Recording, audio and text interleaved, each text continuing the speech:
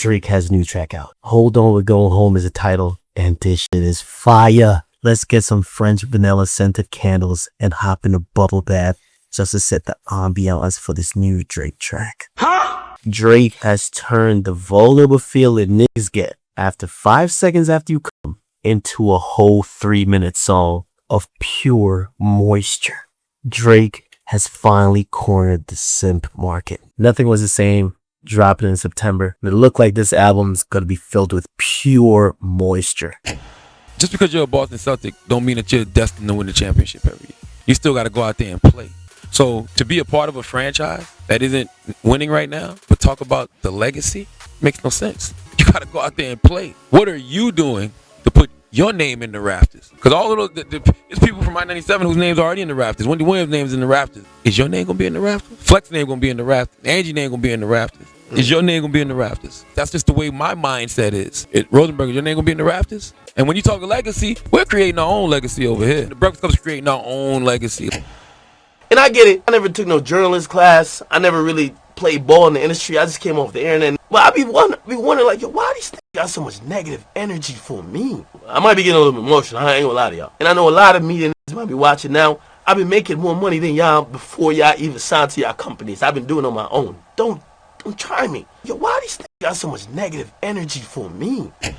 He's a weirdo. He behind the camera, and you gotta just let clowns be clowns, man. Like I was on Everyday Struggle, and I walked out just because I'm not a clown. I don't come from that world of like you make jokes about. We used to fuck niggas up for trying to film fights, right? In the hood, you fight. What you doing with the camera? We gonna make you fight. We ain't covering no drama. That's called instigating. He got a little internet run he going on, but you know we just gotta let himself destruct because he's on the path. Nav is a industry plant, Indian nigga trying to infiltrate the culture who really was on some bullshit at first.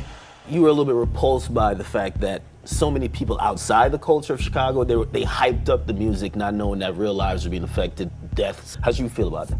I wanted to slap you in your face. Like, whatever made you feel like you had a space to have a perspective on our people dying on a daily basis?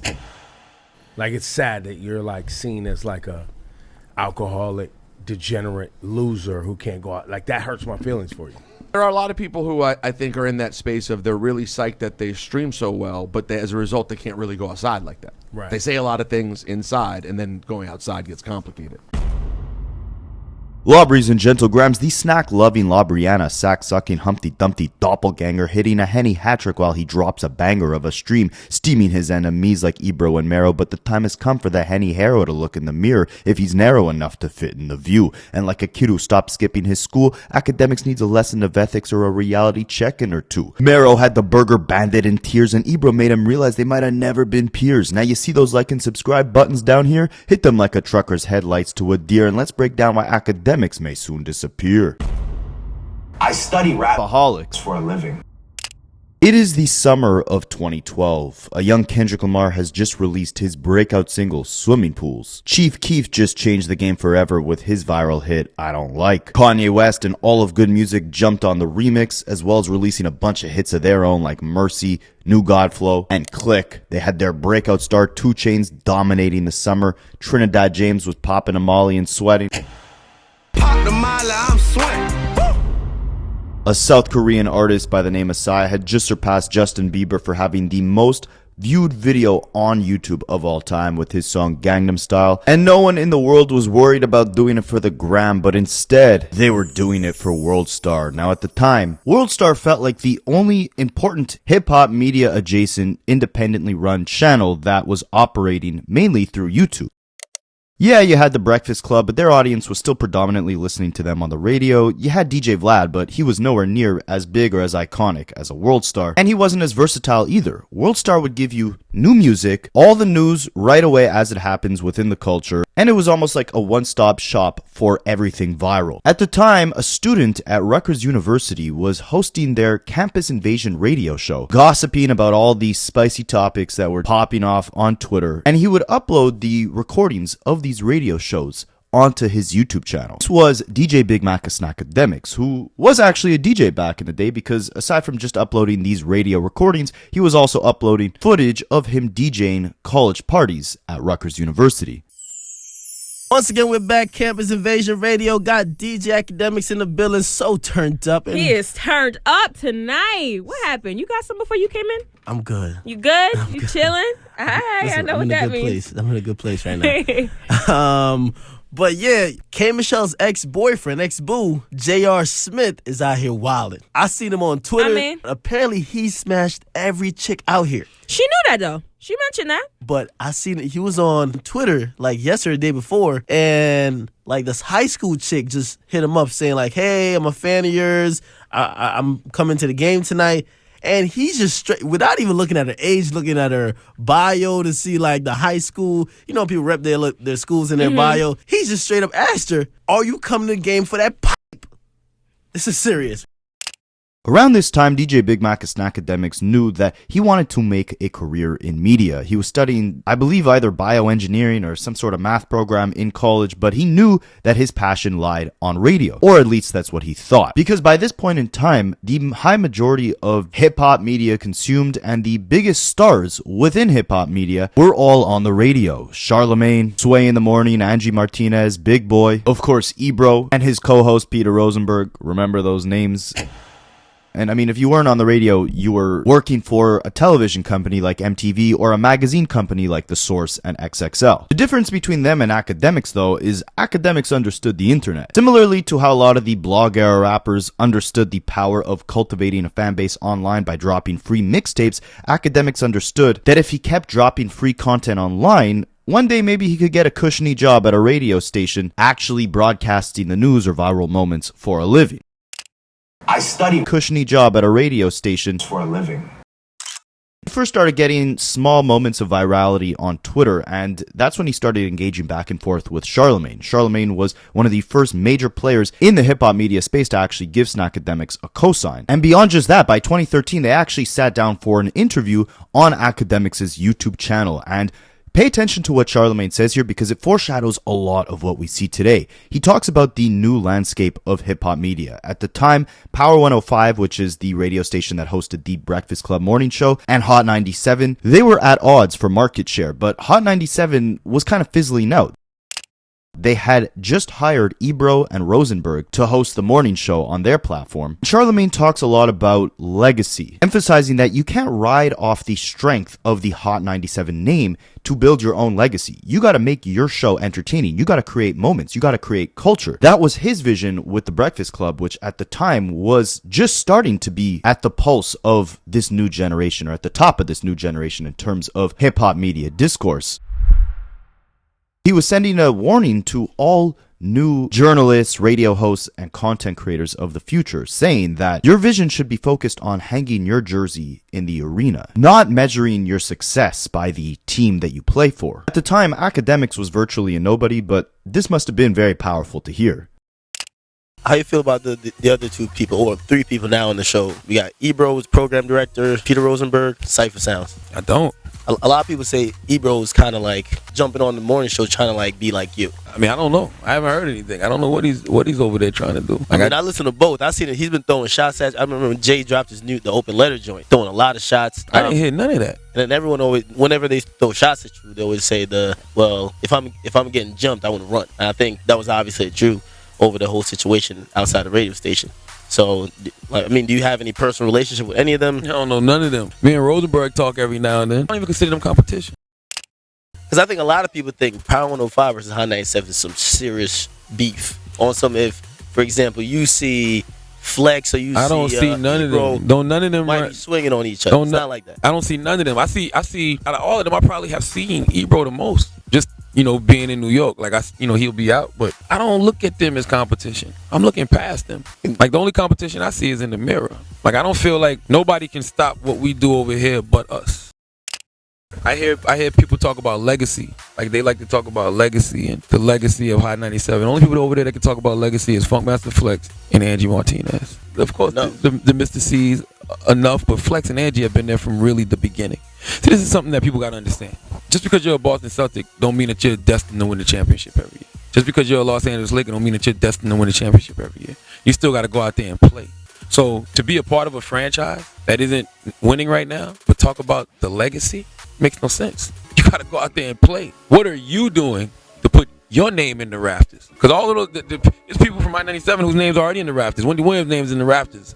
Star and Buck Wild name's in the rafters. Miss Jones' name's in the rafters. Ed Lover, Dr. Dre, their name is in the rafters. Is your name going to be in the rafters? Flex's name going to be in the rafters. Angie's name going to be in the rafters. Is your name going to be in the rafters? That's not even shots. That's just the way my mindset is. Yeah. Rosenberg, is your name going to be in the rafters? Cypher, is your name going to be in the rafters? Like this right here, this is like, to me, it's like a team that is really starting to prosper right now. We're starting to push this brand. There's been a lot of people who've worked over here, but nowadays when people see this, they think the Breakfast Club. I think when it's said and done, you know what I mean, Breakfast Club gonna go in the rafters for at least for this station. You know what I mean? And that's great for I feel me. like you guys are the new youth.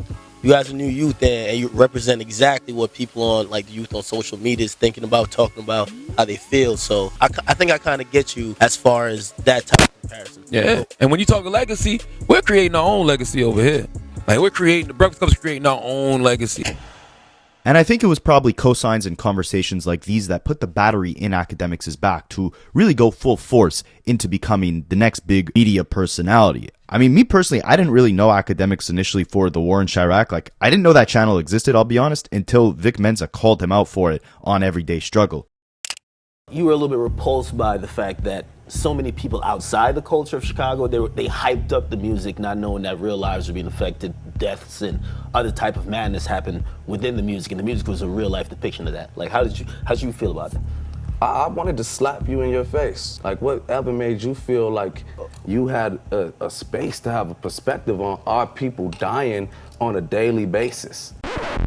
I personally had discovered Snackademics around the time that Lil Wayne started beefing Birdman in around December of 2014. Like, I wanted new updates really quickly on that issue, and I would either go to the Kanye to the forum, the LilWayneHQ.com website, or Akademiks' YouTube page. So drop a comment if you were on any of those sites back in the day. But anyways, before the war in Chirac, before, I discovered Akademiks through that Lil Wayne and Birdman beef, he actually talks about how he was working, low-wage jobs, but still on a mission to be the first one to cover every big topic when it first came out. So let's say a new song drops or a piece of news drops, what he would do is he'd be on his phone at the job, he'd see the news, he'd go immediately to his car, record a quick YouTube video about it, and post it, pretend like he was going for a smoke break or whatever, and then come back to the job.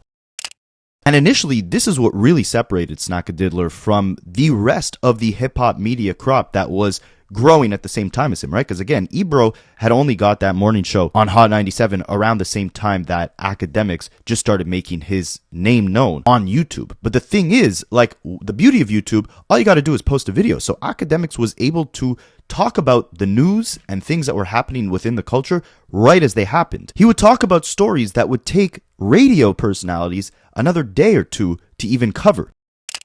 Ladies and gentlemen, Drake has a new track out. Hold On, We're Going Home is the title, and this shit is fire. Let's get some French vanilla scented candles and hop in a bubble bath just to set the ambiance for this new Drake track. Huh? Drake has turned the vulnerable feeling niggas get after 5 seconds after you come into a whole 3-minute song of pure moisture. Drake has finally cornered the simp market. Nothing was the same. Dropping in September. It looked like this album's gonna be filled with pure moisture. And throughout this video, I'll try to give you guys a little bit of game on YouTube if any of you guys are trying to actually build a career off of, talking about news or talking about hip hop on YouTube. You got to look at channels like Chig Smooth today in 2026. I think he's following a very similar blueprint to what Akademiks was doing early on. And he's got a really good channel, but essentially, like, he's the first one. Like, if something happens within the culture, he'll report on it within 10 minutes. And because of that, he'll get like 5,000, 10,000 views in the first hour that he drops the news, right? So he's beating everyone on the views side of things because he's talking about stories that the fans want to hear about hours or even days sometimes before anyone else actually gets to these stories. It was the same thing with Akademiks, but 10 years ago when the news was even slower to travel because people were looking at magazines or radio or even websites that would take longer than these YouTube videos Akademiks was uploading. But again, at the time, YouTube wasn't paying out the same way that it is today, right? Nowadays, you can make a full career on YouTube if you're generating anywhere from like 700,000 to 1 million views per month. YouTube will pay you out about $5 per 1,000 views, so do the math on that. You do 1 million views a month, you're gonna make around anywhere from $5,000 to $10,000 a month. Back in the day when Akademiks first started, they weren't paying out that type of money. Even if he was getting millions of views on YouTube, he probably wasn't making that much, like not enough to sustain a real life. Not back in 2013, 2014. Those 2014 big nights are for me. It was still the radio shows that seemed like the most logical path if you wanted to get into media, and the safest path, because even if you were following Charlemagne's advice and you weren't, attaching yourself to the radio station that you were broadcasting from, right? Like, let's say Ebro, he wanted to define his own legacy. He didn't care that he was on Hot 97. Even with that, you still wanted to be on a platform like Hot 97 because you were going to get a safe paycheck every single month. So Akademiks, he wasn't necessarily pursuing a career in radio, but he was definitely looking for cosigns from the loudest voices in hip-hop media who were all on radio. And so he approached Ebro, Peter Rosenberg, all the guys up at Hot 97, looking to do some sort of collaboration, and they pretty much brushed him off. This was probably somewhere around 2014, and both parties in 2026 have said publicly that Akademiks was pretty much rejected from the radio stations. Maybe they didn't take him seriously enough as a YouTuber, or maybe they just thought he didn't really know enough about music to validate an appearance on a music-related platform. Don't forget, again, at the time, the biggest eyeballs that Akademiks was getting by now were from the war in Chirac, reporting on all the crime that was going on in the Chicago region. So yeah, I was like a younger guy who liked YouTube a lot and liked hip-hop a lot. So I would look up hip-hop news on YouTube or, music forums, and Akademiks was always popping up because he was always reporting on things going on within hip-hop. But at the other side of things, he had a separate channel where he's reporting on all this violent crime that he was, hundreds of miles away from in a gated community in his mother's basement. And one could argue if he wasn't the one propping up some of this violence by making characters out of real life people, then at the very least, he was exploiting trauma that he was extremely detached from. And that's why many people view the foundation of the rise of Akademiks as problematic. Because while yes, we gotta give him his credit in terms of being very ahead of the curve on monetizing YouTube channels, building a brand centered around social media, an independent brand at that, the biggest driving force that was growing his audience were all off the heels of him satirizing a very dark situation. And over the years, I wouldn't say Akademiks got darker, but he stopped letting the rejection or the criticism of hip-hop media or rappers get to him, and instead, he weaponized it to create content. I'm telling you something. I care about you. I'm out there with my girl, my manager, somebody else. Stop. I'm walking. Stop. And just like... He got another big break when he teamed up with Joe Budden, who was also trying to make an untraditional entrance into hip-hop media through his podcast. They clicked up on the Everyday Struggle show. And I mean, I wouldn't say Joe Budden bullied Akademiks, but Akademiks was definitely the brunt of the joke, especially for a lot of the guests that they had on their platform. I mean, he got disrespected by Erykah Badu, calling him Jerry from Tom and Jerry. He got checked by Vic Mensa, Wale, Soulja Boy. Joe Budden himself would yell at Akademiks occasionally like an angry father. I care about you. But Akademiks continued staying working. Regardless of any naysayers, anyone who told him he didn't deserve to be in the spot he was in, he just kept building. One very innovative thing he did at the time was being ahead of the curve on the whole live streaming movement. He started doing Twitch streams in like 2015, 2016. And eventually, as his paycheck grew on Everyday Struggle, as his presence grew on Instagram and YouTube, and as his audience on Twitch started growing, I think especially with him becoming like the main star of Everyday Struggle after Joe Budden left, he became kind of like powered up or entitled to feel like he can kind of talk down to anyone who had a criticism about him, especially because he started becoming buddy-buddy with Tekashi 6ix9ine, who built his entire brand around controversy, not taking crap from other people, starting beefs for content. Akademiks kind of started doing the same. Like Nav, you rode Weeknd's coat, you pretty much an industry plant. But I'm glad you actually, I'm a demon when it comes to media. I'm glad you did, because at every weight position, I will be pointing out why Nav is a fun industry plant, Indian nigga trying to infiltrate the culture who really was on some bullshit at first. First, it was crashing out on women that he'd bring on stream, like Selena Powell. Then it graduated to rappers who were making fun of him, like Meek Mill, Freddie Gibbs, Lil Baby, Nav. He would yell at them relentlessly all through the night on his Twitch streams from his mother's basement. However, he wasn't just hiding behind his mother's computer screen. He was hiding behind a facade. A facade that derived from the fact that no matter how successful Akademiks got within content, it seemed like he never felt worthy or validated in the spot that he was in. Those 3 Big Macs are for... He always had a chip on his shoulder, and this was no more evident than when Deezus and Mero, 2 other content creators who were wildly successful on YouTube in the late 2010s, they started kind of chirping Akademiks on their show, and this led Akademiks to do his classic late night Twitch stream, but this time, and this might be the only time in history we've ever seen someone flex all of their achievements on someone else while crying of sadness simultaneously. Huh? Yes, Akademiks was crying due to the years of frustration of never being accepted by other content creators or media personalities, never being taken fully seriously, while also accomplishing so much at the same time. It was almost like he had given up, like, what would it take for you guys to respect me by this point? I see all these other niggas, you know what I mean? Bruh, listen, I don't be really hating on nobody else. That's why I be really taking offense when these other media niggas speak on me, because I really don't be hating on y'all niggas. When y'all really just speak on me on some crazy, I'll never be hating on y'all, ever. If y'all got something popping, I post it on Instagram. I don't really care. So when y'all niggas really be like hating on me, I be like, yo, why the fuck?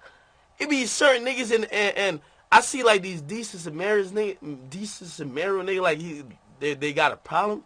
Yo, the reason why I got a problem with y'all is because I've never had any negative energy to y'all. And then every time I see y'all show as it relates to me, it's negative shit.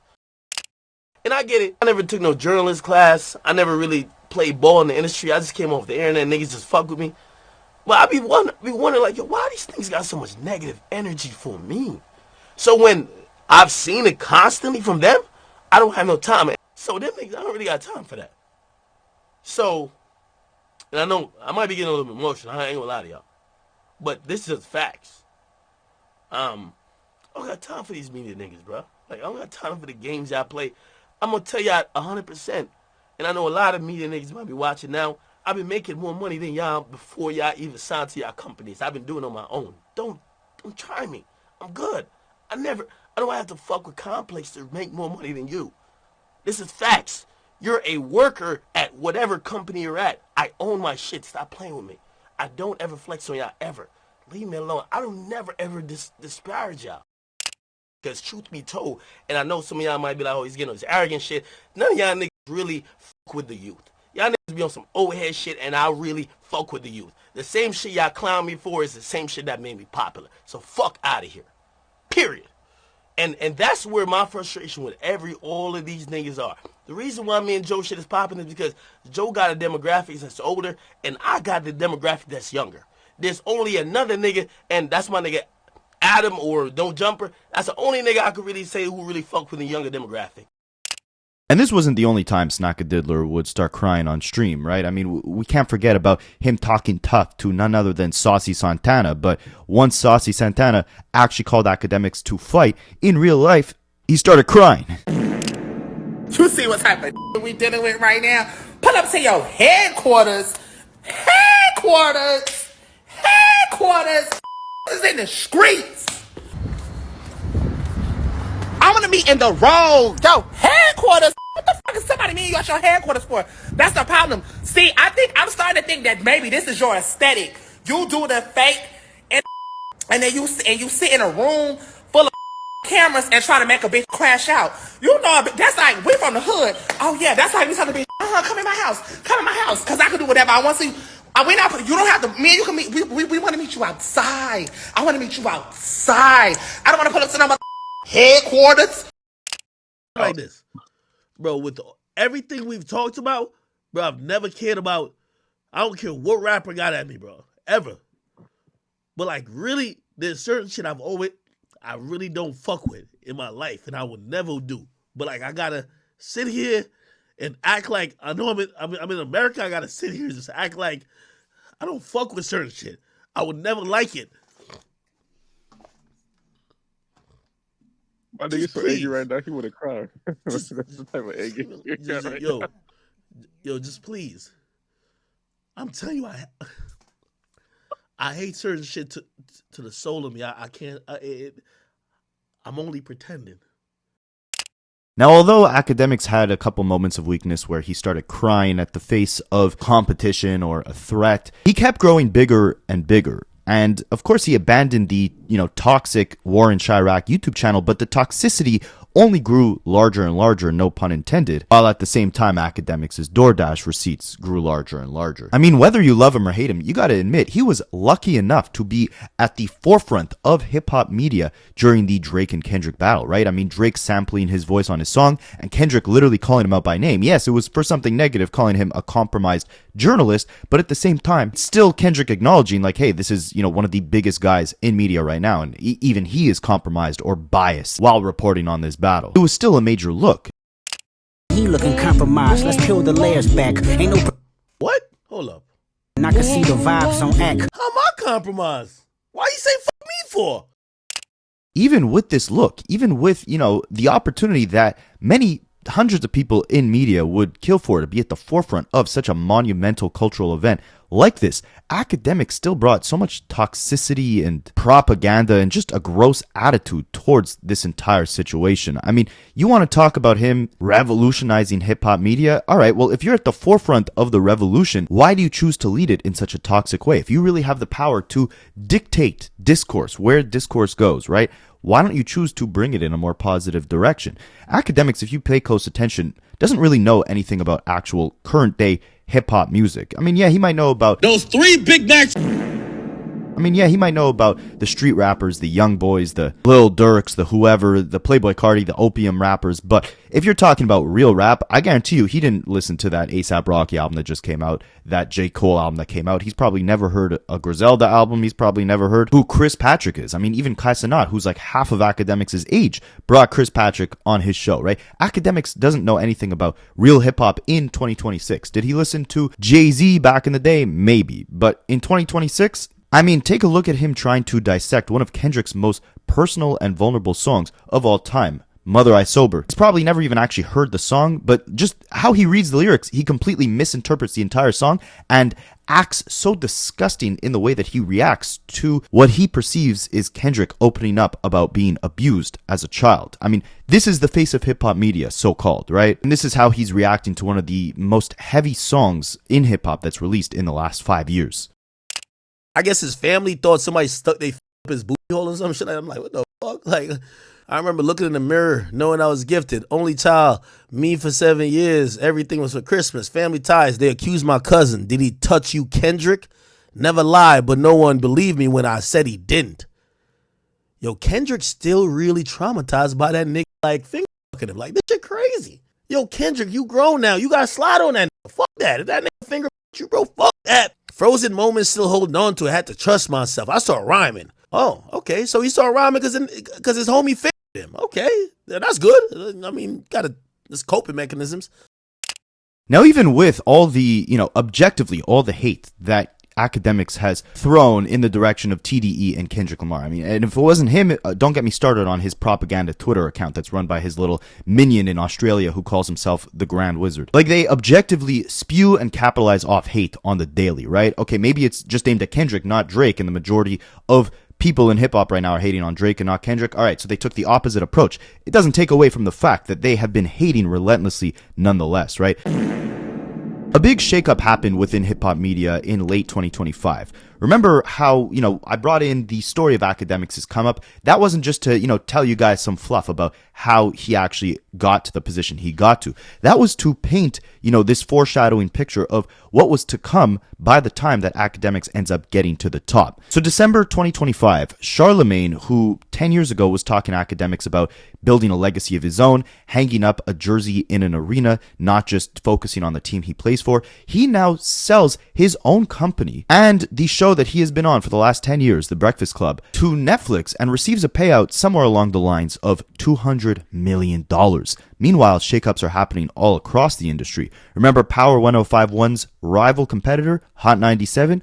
Yeah, well, their ratings have taken a slump. Ebro has been on their morning show for the last 10 years, but new mediums have emerged. People don't listen to radio shows as much as they used to, and the numbers that Hot 97 had when they posted Ebro's radio shows on their channel were abysmal. They weren't generating any revenue. I could give you guys a masterclass in terms of why. Like, there's concrete reasons why Ebro right now, with the path that he's taking on YouTube and the path that Hot 97 is taking, they will not succeed on YouTube, and it's a very simple fix. But anyways, with the numbers being low, they ended up firing Ebro, Rosenberg, Lauren LaRosa. The whole show was canned, and they needed a replacement. Simultaneously, Elliot Wilson, another veteran in the hip-hop media space, he teamed up with Jeremy Hecht and DJ Head to start a show. It was originally just supposed to be a one-off reacting to the Drake and Kendrick battle when it happened in 2024, but it ended up spiraling into a full-on show because people liked the chemistry that they had. Well, by December of 2025, they end up canceling that show as well. And of course, they, weren't the most friendly, I guess, towards Drake, because of course he had DJ Head on that show as well, who is a close associate to Kendrick. So anyways, Akademiks, with all these different people getting fired, this whole shift going on while he's still remaining in his mother's basement or whatever basement he's in right now streaming, but his numbers are growing. He celebrates their demise and emphasizes that, especially Ebro in particular, refused to evolve with the times. Hate is not being subsidized anymore by these companies who are looking for results. Now, you could be a hater, but you gotta make sure your hating is bringing in them coins. And right now, niggas is tired of the hate. Bigger Picture got clapped up. The Rolling Stone writer who be writing all the hit pieces versus your favorites, clapped up. Ebro is outside looking like he's finna drive Uber or Lyft, clapped up. Oh, wow. Remember they say I ain't shit? Look up, we got 15,400 people up in here. We cool in chat. As the future goes on, may we take their demise as a lesson. One to adapt, one to grow, one to realize you ain't been in the program. And for me, there's nothing bigger in the chat. Raise your glass. I don't care if it's some water. I don't care what it is. And honestly, for anybody, I'm not mean-spirited. I really don't wish bad for people. But I do understand why all of them lost their positions or whatever. Most of them were some untalented hacks that literally basked in hate and trying to talk down on other people who, for the most part, really worked hard to get a real audience or fan base. You see, most of these people, I want to be honest with y'all, chat. Like, the Bigger Picture, they never had an audience. I always say, we went through a year of hate. People thought they had audiences because, for example, right? Mano put some shit up against me. It's mad people hate me. It looks like it's super viral. The moment he doesn't post about me, nobody's there. That's what's happened to the haters. When everyone was saying, no, hate on Drake, kick his back in. They were looking at numbers and say, oh my God, we're popping. We're lit. We're lit. But as soon as the hate subsided or they had to do something else, they realized they didn't build an audience or a fan base. And that's the problem. So all of these things are inevitable. So let's just take a shot. Ebro, Bigger Picture, Andre G. Cheers. Rest in peace, bozos. It is my job, as I thought it was their job, to give words of encouragement. Like I've gotten words of encouragement. If you wonder why me, Vlad, Adam, we get along, because we share information. We watch each other make mistakes and we learn from it. But we realize we're in a very changed and malleable business. Thus, it becomes incumbent on me to speak to future generations and future people who are content creators, because it won't stop with me. I always said that. There's this idea, and this is where I speak to the Twitter people. There's this idea that Akademiks is like this thing that doesn't represent what y'all like. But I've always said it. I said it from the Warren Shot rack. I said it from everything. I said, y'all think that if I don't do this anymore, that it stops. Chat, there's more content that's way more integral than Warren Shot rack ever was. Documentaries, people are doing now. It was never going to stop with me. This is a wave that never stops. New media was never going to stop. So from me, and I'm not saying I inspired every single one of these guys, but I did help kind of, usher it in. And of course, I take a lot of arrows, but you're going to get the Flacos. You're going to get the Setting Ashes. You're going to get all these creators. Try to give advice and also be open to possibly they let me know some new information as I grow older to say, hey, Unc. I can't wait to be Unc. I think I'm Big Bro still. Am I Big Bro or Unc? I think Big Bro. Whatever. I can't wait to be Unc though. Where they could be like, yo, hey, things are changing. You should change like this to get with the times. And I hope I'll be humble enough to say, oh, thanks for that information. Let me switch a few things up. Wait, how do you do this? Okay, thanks for helping me. Rather than saying, this is my shit. And I pick what goes. And fuck what y'all think going on. Because if that's the attitude, one day I'll be doing a video like Ebro. But I plan not to. Because I plan to listen and I plan to learn. Okay? Now, as much as a lot of you guys probably don't like Akademiks, he's incredibly right in this situation. In this type of ever-evolving media landscape, you need to be malleable, which means you need to be accepting of the younger generation because they're the ones who know where the future of this will head, and you need to be aware of what the older generation is doing wrong. Ebro never did that with Akademiks. He didn't take Akademiks' YouTube platform seriously. And now, sure enough, he gets fired from Hot 97. He can no longer play for, the winning team, right? But did he build enough of a legacy of his own to where he can stand on his own 2 feet and build an independent brand once he's no longer backed by the major brand? For a little short second, Akademiks did have the last laugh, because years ago, they would constantly criticize and make fun of Akademiks for not truly being a serious player in hip-hop media because everything was on YouTube. And it's not like he owned the YouTube platform the same way they didn't own Hot 97. The only difference was Akademiks saw where the future was headed, and it wasn't radio. So for a little second there, he had something to kind of point in their face and say, I told you so, because there's literal quotes of Ebro a couple years back, not even that long ago, where he's criticizing again Akademiks for being a nobody, being on YouTube, being on Twitch. Meanwhile, he gets fired from Hot 97, and the first thing he does is open up his own YouTube channel. 4 years ago, Ebro and Rosenberg respond to me. I don't even want to do too much commentary because I think their words are good enough. And I've said enough. But I do want to play this, and I just want to look at the camera. Everybody be popping this, I own my this and I own my that. You own it, but you still got to go to YouTube, Twitch, IG Live, or wherever to distribute it. I was wondering that. When people say they own their own platform. What is that? But, But it only airs on YouTube and Twitch. Do you own a piece of YouTube or Twitch I didn't know about? You're a liar. Last time I checked, you need to go through them. You developed your own software? And by the way, you may have a deal with them, but guess what? They can cancel you at any time. Bruh, he has the same deal that parents whose 10-year-old is really cute when he opens toys and the videos get 4 million each one. It's the same deal. Everyone gets the same deal. And by the way, I'm sure the money's good. But let's not pop off like when you're a boss when you sit in your basement playing video games. No, I mean, some of them dudes make a lot of money. That's so okay. But you taking my little moment and turning it. People out here, they doing their thing with that, man. No, but don't say you're a boss. Ebro, you didn't even hear what he said. No, he said that he's exactly. He said that people like you and I basically were pawns. He's a boss. What boss are you? Congrats, you make money. That's the whole point. Yes, we know that you propagate violence that actually happens. You take beefs between real people. You repurpose it on your channels. You talk about it. You hype it up, and you hide in your basement. And you're paid handsomely for it. My question is, what are you boss of? Are you a boss at Twitch? Are you on the executive board at YouTube? But the fact that that means I'm supposed to respect what you do, that's your contribution? Losers. Every once in a while, you associate with some at best, artist who's going to last for 5 minutes. You get the button. Congratulations, you played yourself. You don't own YouTube. You don't. Make sure you subscribe to Ebro in the Morning on YouTube.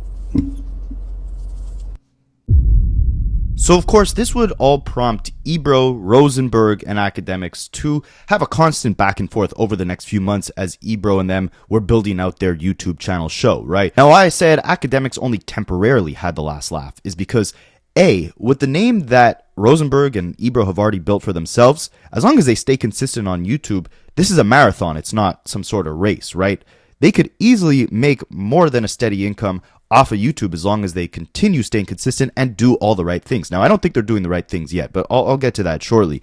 But where I also say it's starting to look like they may be getting the last laugh instead of Akademiks is because once they start reflecting on how, this to Akademiks was a told you so moment, right? Like he was never accepted by the radio, so now he's almost become like the Joker, where he built his own platform, and these guys, they end up getting fired from radio. Akademiks is, at the top of the YouTube food chain or whatever in media, and he's looking at them like, this is my revenge on you guys, in a sense.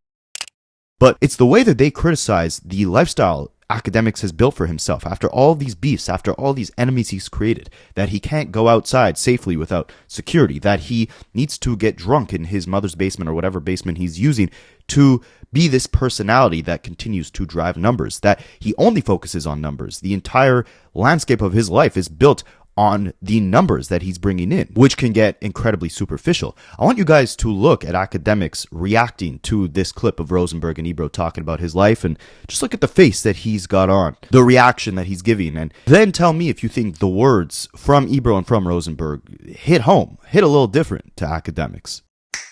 Well, for Ak, I think we were all like, I really feel like it's the movie that it's like the Joker. I think Ak always wanted to be accepted in the radio world, and maybe he'll come. Chat, do I have to watch this fully before I respond? All right. I'm going to just let it play, but... And rather than us accept him, we were very harshly critical of him. And I think it led to, you know what I'm saying? To like, well, a personal offense. So then it's all like, you're losers. No one wants to be a part of that anyway. And it's like, but he grew up a Jersey kid, DJ. Like, nah, you did kind of want to be a part of it. And it didn't go well. But now you got to trash the thing that didn't accept you. Well, and he also just doesn't have a social life. You know what I mean? He can't really go outside like that. I think that's sad when I see that. Like it's sad that you're like seen as like a alcoholic, degenerate loser who can't go out. Like that hurts my feelings for you. Guys, no. what else is happening, guys? Yeah, hey, it's Ebro's birthday, man. This is a good start, bro. Wait, no, but that's what people the say not going about out, him. The scared to go outside thing stays. Yes, that is a definite. No, but thing. people have said he's crashing out, he's drunk again. Like that's a thing. I've seen a lot of crash out. Why are you guys acting like I'm being mean to the guy? No, it was the straight. No, I'm not. I just don't want to talk about this.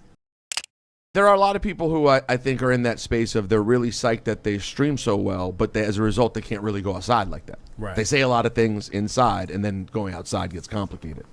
You know what I mean? So yeah, most of these streamers walk around with security now. Isn't that crazy? So many people walk around with security. It's crazy. Yeah. I mean, listen, they go around in situations where, or say things, or they're concerned they're going to get robbed. I mean, there's a lot of things to be concerned about. Now, the irony in Ebro, Rosenberg, and them leaving Hot 97 is the fact that the guy who replaced them is Mero from Deezus and Mero. Remember, the very same guy who had a show that led to Akademiks crashing out and crying almost 10 years ago at this point. So if you thought Akademiks had nothing nice to say about Ebro, of course he has less to say about Mero, right? So he starts saying that talking about Ebro and Rosenberg is like punching down, right? Like he's far above them in terms of this content creation space. And he also makes a little comment about Mero, saying that Mero is a DEI hire and that he'll be gone from the radio station quite soon. I like boxing up. After a while boxing down, it becomes bullying. And I don't like that either. You guys got fired because you couldn't advance with the times. You didn't like the new artist that eventually became the artist of the time. Number 2, you got fired because your ratings suck. No, we're not talking about radio ratings. That's how you calculated stuff like years ago. We're talking about how you guys are seen in a digital streaming market. So yeah, you guys were getting horrible views and horrible, you just wasn't streaming well. And now your predecessor, which I think that's what you should be happy about, you guys are doing better than him. So, it must make you guys feel a little bit better that you guys did suck at your job, but they hired someone who's worse. Maybe that was a DEI type of thing. I don't know. Now, of course, Mero wasted no time, completely obliterating Akademiks on Twitter after seeing this clip, saying, I don't know how Livingston, which is Akademiks' real name, got fetal alcohol syndrome as an adult. Yeah, definitely not talking to new artists at Hot 97 at all. That's because Akademiks obviously was saying that Hot 97, they're not talking to any new artists, but he's showing proof that they really do. Livingston is a D-writer that needs this media guy gossip stuff to survive. He can't make anything. He can't have an original thought. Effing fat dork. Now, what he's basically saying is that Akademiks needs gossip for content, right? Like, he can't survive off just reporting on music or just reporting on things within the culture. He makes his living talking about, the violence that goes on or the relationship drama or just beefs in general, right? It's never about the music. Now, Akademiks would respond by doubling down on the fact that he believes Mero will be fired once his contract expires because the numbers he's pulling in are not enough for Hot 97 to think it's worth it to continue keeping Mero on the air. This would cause Mero to go absolutely off on Akademiks in a 5-minute rant on Hot 97 radio, making some interesting points, but also making some points that I don't fully agree with. He says, Akademiks needs Mero for clout, right? That's why he's name dropping him. I disagree, to be honest. Like, I think there's a lot of things Akademiks needs for clout. Like, he needs all these killings to go down or all the drama or court cases or whatever to go down because, yeah, he needs content, right? I agree with Mero in terms of, I don't see Akademiks necessarily creating the conversation within hip-hop. I see him kind of jumping on what he thinks is going to be the highest viewed subject and relying on, sensationalism. But in terms of Mero specifically, I don't think Akademiks needs Mero for relevance, right? But he makes that interesting point as well in terms of, is Akademiks creating culture or is he just capitalizing off of it? You could look at someone like Charlemagne and say, he's creating culture, right? Like, the conversations, the moments he's had on the Breakfast Club lead to further conversations within the culture, lead to new kind of landmarks being set, right? Same thing, in my opinion, with someone like the Company Man, who started his, it's literally called Culture United, right? Like, he's creating new moments and new forms of discussion and media all off his own platform, right? Does Akademiks do the same, right? Does he move culture forward, or does he just capitalize off of the most toxic areas within the culture? That's what Mero is basically saying. There's a lot of sons out there that are not mine. I don't claim you. You depend on me to survive. Because if you don't say my name out your stupid fat mouth, you got no motion. You don't make nothing. You don't do nothing. You don't add nothing. You are net negative to hip hop culture. You are net negative to society, gang. You know what's the saddest thing in the world? Sitting in your mother's basement, getting drunk off alcohol that she probably bought at Costco and talking crazy about any and anybody who matters more than you. And I know what burns you up inside, champ. I know what that thorn in your side ever since I made you cry live on stream years ago, and you can't let it go. What burns you up inside, my brother, is this. You talk about views, you talk about numbers, you talk about all this other type of stuff, data stuff that you analytical bozo nerds love to just throw up in the air whenever people say, that's whack. That's not culturally relevant. Guess what, fam? Everything I've ever done in my entire career has been culturally relevant. I'm up here high 97 because you know what we do up here? We move culture. We make culture up here. We make culture. We don't just talk about it. All right, fam? And that's what you do. You a gossiper. You wish you could be me. That's what burns you up inside. You wish you could be us. When I sit down and talk to somebody, it's Denzel Washington. It's Barack Obama. Come on. You know what I'm saying? It's Matt Damon. You know what I'm saying? It's the names that mean something in the culture of entertainment. When you sit down with a diabetic Tekashi and a guy called Whack 100. That's who you sit down with, champ. If it wasn't for them strip club bouncers that form a force field around you, you'd be food. You a 20-piece chicken nugget with sweet and sour sauce. The last thing I'll say about you a one-trick pony. You know how to do one thing, and that's exploit poverty, misery, and violence for your own monetary gain. And not all money is good money, but I'm good, daddy. Akademiks would respond to this by basically saying he's not going to give Mero the clout or the viewership by going back and forth with him. It's like punching down in Akademiks' opinion, but he will plan out Mero's eulogy when, in Akademiks' opinion, Mero eventually gets fired from Hot 97 because his numbers aren't big enough. Now, you could say, look, Akademiks right now, he is in the driver's seat of this conversation because he's got the numbers, right? He's got the bigger audience. He's got the better platform, right? You have to rely on a Hot 97. He got rejected from there. He had to build everything from the ground up. The only difference is something that both Mero and Ebro and Rosenberg had said that I believe will ring true for 5, 10, 20 years from now. With Akademiks having all these views, everything he could want from a monetary perspective, why does he not seem comfortable with his position or satisfied? Why does he not speak of the platform that he's built from a positive perspective in terms of how revolutionary things like live streaming on Twitch or quick news updates on YouTube were relative to the traditional slower media cycle of radio? Why can't he be happy with the fact that he's one of the front runners of this new form of media? Could it be that maybe to this day, Akademiks still feels unfulfilled, like they never fully gave him his flowers or he was never fully accepted? And I get it. I never took no journalist class. I never really played ball in the industry. I just came off the internet and niggas just fuck with me. But I be wondering like, yo, why these things got so much negative energy for me? Charlemagne can hang his jersey in that arena because people love Charlemagne. Charlemagne moves conversation forward. Does Akademiks do the same? Or does he move it backwards? Does he speak and the world follows? Or does he follow the most toxic elements of this culture and report it to the world? When he is at the center of the conversation, when he's at the forefront, when he creates the dialogue, is that dialogue positive or a net negative? Whether we're talking about the artists that he stood next to early on in their careers, from the Tekashis to the Lil Yachty's or whoever, to the genres of content that he's popularized, like the War in Chirac satirized videos. Even when he is at the forefront of a music-related debate, something like the Drake and Kendrick beef, when we speak on Akademiks and his involvement in that beef, does it come from a positive place? Are the conversations pushing culture in a positive direction? That's for you guys to answer in the comments.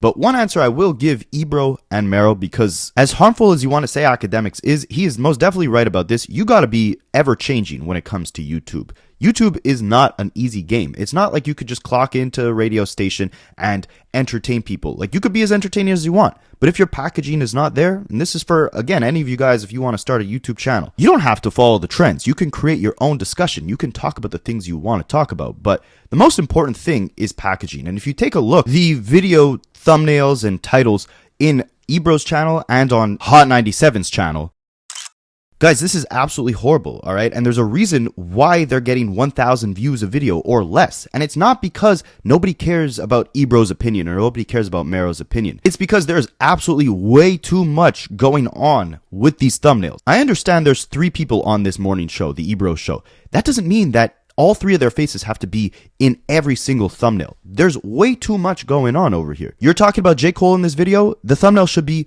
one massive picture of J. Cole's face with at most 3 words on the screen. And the word should not be product on a shelf. It should be something that actually captivates the viewer or, summarizes what the video is going to be about, right? This is like YouTube designing 101. Like, this is the most basic principle that a company as big as Hot 97 should already know. They should already have someone on their marketing team who at least has the common sense to know something like this. I mean, look on the contrast, someone like Wayno or The Company Man, all right? They do very similar style content in terms of they talk about what's currently going on that particular day within the news. Now, you could argue, and I would agree with this, that I'd much rather hear like Wayno's perspective or The Company Man's perspective over, Mero on Hot 97 about the same topic, right? So that could lead a bigger audience to go to their respective platforms instead of Mero, instead of Hot 97, instead of maybe even Ebro. But you can't deny that being on a platform as big as Hot 97 should hold enough weight to where you already have a baseline audience that should be large enough to where you should be able to pull in at least 5,000 views for every big news story that you do. The fact that you're running under 1,000 views per video, or I guess in Ebro's case, like 5,000 views per video, it doesn't make any sense. Look at Wayno on the flip side.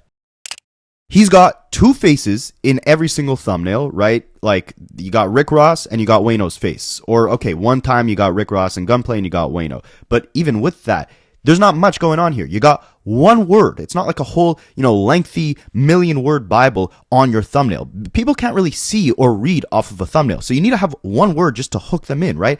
Response, distraction, diabolical, might have a point, not bad. Like, these are very simple. They're to the point. And I think The Company Man is even better.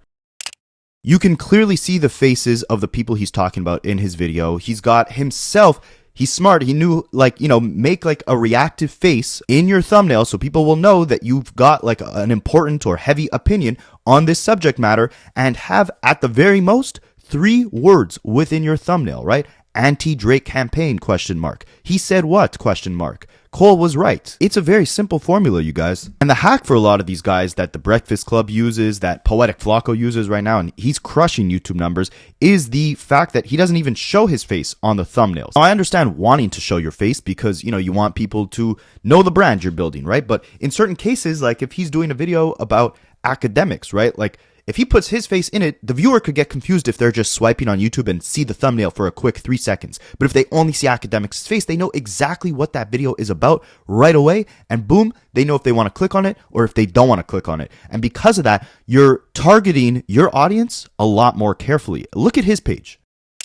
So look at this, you guys. The irony is that when he actually includes Hot 97 and Mero's face in one of his thumbnails, that's the worst performing video of his last 8 videos, right? But you see how he's got 3, at the most 3 words on the thumbnails, or maybe 4 sometimes. The letters are big, so you can clearly read them, and you got 1 or at the most 2 faces in each thumbnail, so you know exactly what the video is going to be about. Now, this is very smart for targeting viewer decision making, right? Again, if you're just scrolling through YouTube quickly and you see one face with 3 words and then you could quickly read the title, you'll know exactly what the video is about right off the rip. You're not confused. There's not a lot of decision making going on with whether or not you want to click on the video or not. Meanwhile, with Mero's videos on Hot 97 or Ebro, there's just a million things going on with the thumbnail. It doesn't pop out in any way. Like, you could be confused on what they're going to be talking about in the video. It's like just an absolute mess. But A brand as big as Hot 97 with 4 million subscribers on YouTube, you guys, or, you know, veterans in this game like Ebro and Rosenberg at this point, they should not be pulling in, you know, 2,000 to 5,000 views a video. That's absolutely ridiculous. If Poetic Flocko has the formula down pack where he's getting, you know, anywhere from 40 to 100,000 views on average per video, Ebro, even if he's just starting off, his name should hold enough weight where he can at least pull in 20,000 views a video. But he will not, and his numbers will continue going down if he doesn't fix the packaging of his videos. And it's a really simple fix, right? Like everything I just explained, I guarantee you if they implemented that, they would be getting 5 times the views right away. But the thing is, the novelty will wear out soon, right? Like now Ebro's show is new. Now Mero is the new host of Hot 97. So there's a little more attention onto what they will do with these new platforms now that, you know, the news is new that they're on these platforms, right? But once it's like a year in, once Mero's been on the Hot 97 every single day, or Ebro's been posting a YouTube video every single day, the novelty wears off. So even less and less people are likely to click off. Now is your pivotal time to take the attention you have and use that to snowball a much larger audience. But by having these type of thumbnails, by having this type of packaging, by not being, like Akademiks said, malleable to evolving into the new climate that we're in, these channels won't grow. But I'm telling this to you guys more so, like, I don't think Ebro's listening to this and looking for advice, right? I think it would be helpful for someone who's trying to get into YouTube, because study what the Company Man or what Poetic Flocko are doing on their channels. Look at what's working for them and what's not working for them. And then you'll realize, like, it's not that hard to actually start something of your own. And I guarantee you, if you follow those formulas that I just spoke about for the last 10 minutes, you will be getting a lot more views than Ebro, Hot 97, or any of them are getting on YouTube right now on their own. So let me know what you guys think, and I'll catch you in the next one. I study rapaholics for a living.